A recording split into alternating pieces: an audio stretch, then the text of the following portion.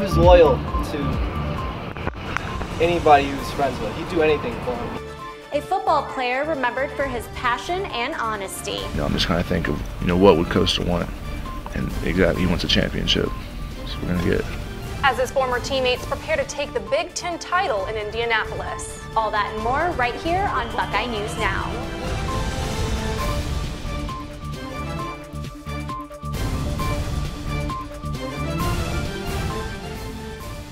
Welcome back, everyone. I'm Rithika Shah. And I'm Chelsea Spears, filling in for Ariana Bernard. You're watching Buckeye News Now. The week began with tragedy for many in the Ohio State community. Missing OSU football player Karageorge was found dead near his apartment Sunday afternoon after being missing for 4 days. Lantern TV was at the scene when he was found, and today we have an update on this developing story. At 2:30 p.m. Sunday afternoon, Columbus police received a call reporting a dead body found at the intersection of 6th Avenue and Cortland Avenue near the Short North Kroger. A woman and her son were searching through dumpsters in the Wineland Park area when they happened upon a male body. Responding officers, investigators, and the Missing Persons Unit have worked together to confirm through tattoos found at the scene that the body is of missing OSU football player Karageorge. The 22-year-old senior walk-on defensive lineman and former wrestler was last seen in his apartment at 2 a.m. last Wednesday. At this time, preliminary investigation is showing that he died from what appears to be a self-inflicted gunshot wound. We have recovered a firearm at the scene. The parents have been notified. But after a preliminary autopsy, the Franklin County coroner could not confirm the gunshot was in fact self-inflicted. Karageorge's family had been concerned that he could have been disoriented when he went missing because of his history of concussions. Karageorge reportedly sent his mother a text shortly before disappearing, saying, "Sorry if I'm an embarrassment, but these concussions have my head all up." In Monday's media appearance, the Ohio State football team remembered their former teammate. You'll never get over it. It's an opportunity to, I'm not sure learn's the appropriate word either, but just continue to grow and stay on your journey. He was always a good guy. He was always cool to be around.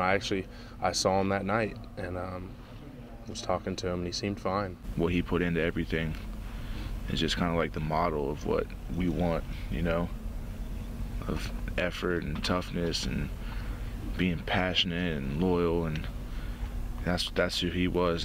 Even though Karageorge may not have reported his concussions, senior defensive lineman Michael Bennett said a few teammates knew about the head injuries and encouraged him to sit out at practice. We knew he had a lot of concussions, and we were worried about him for that, but we didn't see any side effects from it.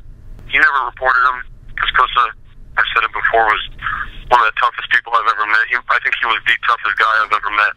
His mentality was always just never quit, never back down from a challenge, and concussions are one of those things that it's not a challenge, it's bigger than that. Yeah, it is scary, and I'd be lying if I said I haven't thought about things like that before. But it's real, and you have to realize that when you put that helmet on and go out there and play.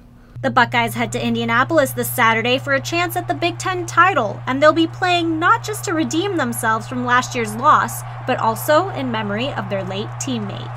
I'm just trying to think of, what would Costa want? And exactly, he wants a championship. So we're going to get it. For the Lantern TV, I'm Rithika Shah. A cab's driver will be returning to work next week after the bus he was driving struck a pedestrian Monday morning. It happened off campus on North 4th Street at East 13th Avenue around 10:30 a.m. Medics took the pedestrian to the OSU Wexner Medical Center in stable condition where he's expected to be okay. OSU spokesman Gary Lewis said the pedestrian is not affiliated with OSU. And after the incident, Administration and Planning spokesman Dan Hedman said, quote, "Transportation and traffic management has a thorough review process and takes every incident of this nature very seriously." Hedman said that before this incident, the driver had a spotless record. After the accident, he was issued a citation for failing to yield. Some students are saying they never got the public safety notice that alerted students of an on-campus sexual assault. University police sent out the notice Monday afternoon, 2 days after a woman reported a sexual assault at Independence Hall. The victim said 2 white men sexually assaulted her Saturday, sometime between 12:45 and 1:55 p.m. She said one of the men was between 5'5" and 5'8" with spiked hair and glasses and a red sweatshirt. She describes the other man as heavyset with acne scars and red hair. She says he was wearing a red shirt and jeans. Some students said they never got the notice, while others said they received it twice. The last time the university sent out a public safety notice, they encountered technical issues as well. As for this time around, an OSU spokesman said everyone with a valid OSU email should have gotten the notice, and said that their records show roughly 100,000 people got the alert. Coming up, how OSU would respond to a campus-wide threat. And Ferguson protesters hit the streets of Columbus. That's all next on Buckeye News Now. Just 2 weeks ago, an active shooter on Florida State University's campus and an anonymous bomb threat at the University of North Carolina made national headlines. But do students closer to home know what to do in case of a campus emergency? I spoke to students at both schools and members of Ohio State Police about what you can do to stay safe. This is the Tallahassee Police Department. Here the FSU Police Department. There has been a shooting in the library. It was gut-wrenching. I don't even know how to explain it. Florida State student Sarah Evans was just 30 feet around the corner from the gunman who opened fire in a campus library November 20th. She says she didn't register the bangs as gunshots until she saw a man bleeding on the floor. Just standing there, frozen kind of. So as soon as we noticed he was behind the desk bleeding, that's when I was like, holy crap, I gotta get out of here. In a separate incident at the University of North Carolina that same day, a post on anonymous messaging app Yik Yak read, "To all my friends, don't be in the pit tomorrow at noon. Things will be getting a bit explosive." North Carolina senior Jonathan Hartshorn said most students weren't concerned about the post, and if the threat was serious, campus authorities would have notified students right away. So if you weren't sure what to do, as soon as you heard there was something up, you'd also get instruction immediately. And if there were no instructions? If you gave me a very specific scenario, I think I would go with my intuition. I don't think I would know what I'm actually supposed to do. And Jonathan isn't alone. I didn't know if it was one shooter. I didn't know if it was multiple people. I didn't know if, we were safe in the library. I didn't know what to do. I felt really helpless.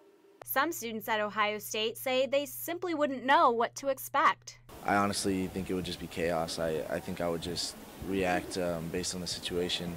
If you were to ask me what I would do right now, I wouldn't have a certain plan ready. Ohio State police officers say getting out of a building is the best way of staying alive. Know your exit routes, know places that you can hide, know doors that are open or locked and where you might be able to go, and rehearse those routes. And the better prepared you are, the better chance you have of surviving. But as Sarah says, you can plan this type of situation over to be what you're never going to expect when it comes or know what to do, I feel like. For the Lantern TV, I'm Rithika Shah. Another national story that's popped up all over Facebook posts and Twitter feeds has also made its way to Ohio. The Ferguson decision and following riots have created a wave of action across the country, and Ohio State is no exception. Lantern TV reporter Ogana Onanye was at multiple campus events surrounding Ferguson. Take a look. Let this be a movement, not a moment. Let this be a movement, not a moment. This will not end today. Over 200 students gathered on the Oval for what was called a Rally for Justice Tuesday, November 25th, 2014. We got this. We can do it. I'm looking around. I see a lot of faces. The rally was a response to the decision of no indictment for Officer Darren Wilson after he shot and killed 18-year-old Michael Brown, a black male, in August of this year. Today, we just let too much stuff go to Twitter. It's a hashtag. The rally was organized by various ethnic fraternities in collaboration with the NAACP at Ohio State. An hour beforehand, students prepared to do a tribute for Michael Brown in the Union. We're planning to lay down at exactly 4:15. It's really important to us to care about the issues that our community cares about. and myself personally, and I think our community of black students at OSU were really kind of angry and felt tension over the indictment decision that was handed down last night, and we wanted to do something to respond.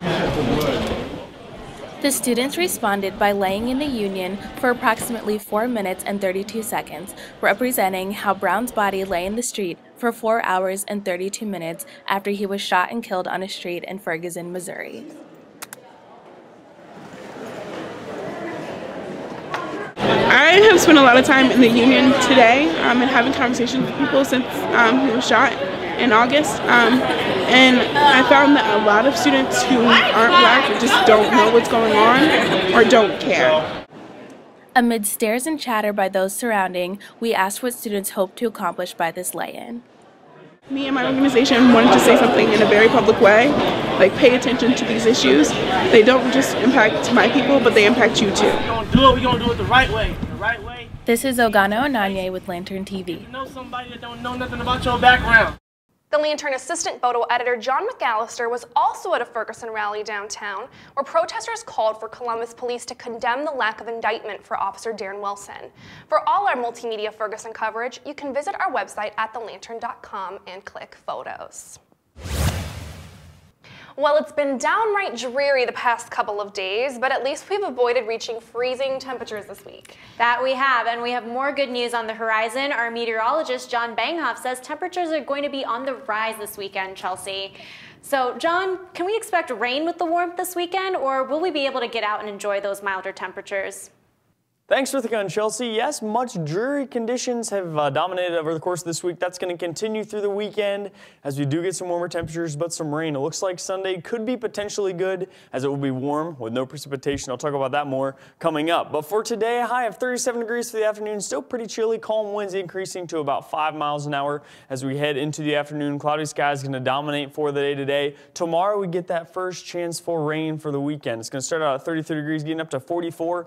By the afternoon, cloudy winds out of the east at about 5 to 10 miles an hour. But again, that rain is going to be the big story here, starting just a little bit after lunchtime and continuing all the way through your Saturday afternoon. For the day on Saturday, we start at a low of 43. Don't get a whole lot warmer than that, getting up to only a high of 43 degrees. As we have that rain that's going to move through, it will bring plenty of moisture, anywhere between 1 and 2 inches possible across the metro area. So if you're heading out to Indianapolis for the Big Ten Championship, do expect to have the wipers handy. Rain showers throughout much of the day. Those I do expect to taper off as we head through the afternoon, and by the evening around dinner time, things should be clear here in Ohio. And that leaves the day on Sunday, low of 30 degrees, high of 42. It'll be a little bit more chilly, but plenty of sunshine out behind that system moving through. Sunday looks to be the best day of our forecast, seasonable and pleasant. For the day on Monday, we start out a low of 34 degrees, get up to 46 by the afternoon. Slightly warmer, winds out of the south at 10 miles an hour, bringing up some of that warmer air from our south. Clouds will return a little bit more, and we get a chance to snow again on Tuesday. I'm meteorologist John Banghoff. Back to you guys in the studio. Next up, we're bringing you a taste of the Columbus Coffee Trail. And the Buckeyes are warming up for the Big Ten Championship against running back powerhouse Melvin Gordon and the Badgers. Stay with us. The Columbus coffee scene is brewing up a new experience for local Java drinkers. It's called the Columbus Coffee Trail, and it's a combined effort between a dozen competing coffee shops here in town. The idea is for customers to buy a cup of coffee or food item at least 4 of the participating stores. At each stop, the customer gets a coffee trail card stamped to show they bought something. Once they hit lucky number 4, they can redeem that card for a free t-shirt. And it's something some students are saying they'd try. I think it's nice to have a variety in your coffee, and if someone's gonna help me find these places and also give me an incentive, it'd just be over the moon. All of the Coffee Trail stores are located within roughly 2 miles of each other. Most of them are located on High Street in the Short North. And the closest ones to campus are the Boston Stoker O'Neill and the Cup of Joe at Lenox. Buckeye basketball took a hit this Tuesday as they lost to number 5 Louisville 64-55 in what was their first game on the road. While freshman guard D'Angelo Russell led the team with 17 points and 7 assists, he may have also been a major cause to the Buckeyes' loss, going 6 of 20 from the field. Sophomore forward Mark Loving was second in points for the Buckeyes with 13 on the night, but fouled out with 7 minutes left in the game. Men's basketball will return home to take on Colgate this Saturday before the football team's Big Ten Championship game. The Ohio State football team is heading to Indianapolis this weekend to face off against the Wisconsin Badgers in the Big Ten championship game. Lantern TV Assistant Sports Director Aaron Yerian has more on the matchup. In the latest college football playoff rankings, the Ohio State Buckeyes moved into the number 5 spot following last week's victory over Michigan in their final regular season game. Despite losing starting quarterback and Heisman hopeful J.T. Barrett to a season-ending injury, just left many to wonder how well the offense will run with Cardell Jones as the starting signal caller. I honestly feel like if I wasn't starting this year, Cardell would have done the same things that I did this year. Because, I mean, Cardell's that talented. 95% of every quarterback the good quarterback has a common denominator. It's good players around him. And we have a veteran offensive line and some good players around him. You know, I don't have any doubts that he's going to be, fully mentally prepared for this game. I know our coaches and I know how they grind, and he's going to know everything he needs to know. And they're going to put him in the best situation to succeed. With Jones behind center, the Buckeyes look ahead to Wisconsin. So it's been a physical week, and on defense they're physical too, but especially on offense. It's such a unique scheme, and they're gigantic offensive linemen. So it's been more physical than you normally do this time of year. It's been a wild ride, but we're there, and we're doing everything we can to prepare. And we still got that bad taste in our mouth from last year in that stadium, and we haven't been back since. And so we're coming in with a chip on our shoulder. For the senior class, this is their final chance to claim a Big Ten title. The guys that came in with class of 2011, we never won one since we've been here, and we got to win it. Victory over Wisconsin puts Ohio State in prime contention for a spot in the playoffs, but it may not be enough on its own. The Buckeyes may need outside help in the form of an upset from either Georgia Tech, Missouri, or Arizona. But before visions of bowl games start dancing in everyone's heads, the number 5 ranked Ohio State Buckeyes must face the number 13 ranked Wisconsin Badgers this Saturday at Lucas Oil Stadium in Indianapolis. Kickoff is scheduled for precisely 8:17 p.m. And until next time, for Lantern TV, I'm Aaron Yerian. That's all we have for you guys this week on Buckeye News Now. Remember to like us on Facebook and follow us on Twitter and on Instagram. Thanks for watching. We'll see you all next week.